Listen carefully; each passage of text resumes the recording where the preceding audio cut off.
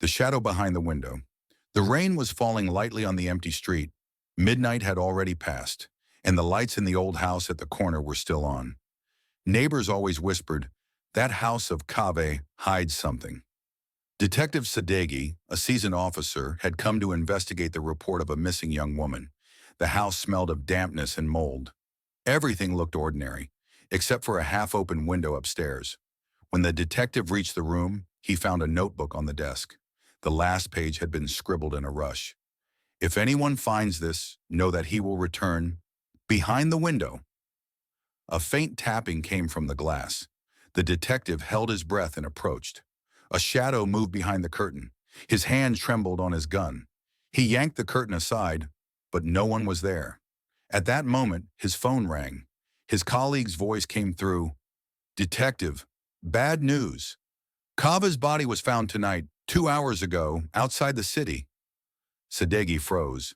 If Kaveh was dead, then who had just moved behind the window? The detective quickly left the room. The wooden stairs creaked under his steps, and he felt as if someone was following him. But when he turned, it was only his own shadow swaying on the wall. He flipped through the notebook again. Between the worn pages, he discovered a yellowed envelope. Inside was a rusty key and an old photograph. Kaveh standing beside an unfamiliar woman.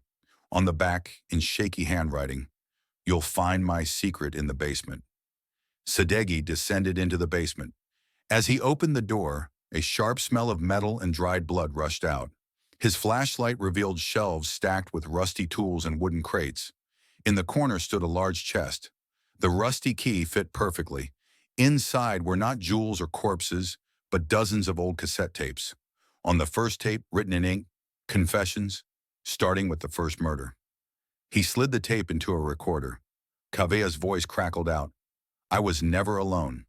There was always someone beside me. He gave the orders. I only carried them out."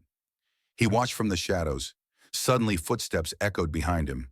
Sadeghi spun the flashlight around. A woman stood there, her eyes cold and empty.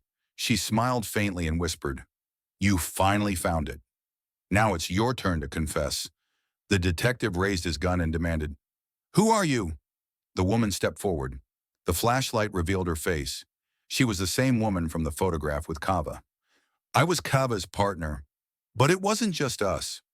There were three. He gave the orders, Kaveh carried them out, and now you must finish the work." Sadeghi's brow furrowed. "What do you mean, me?" The woman smiled coldly and pulled an envelope from her coat.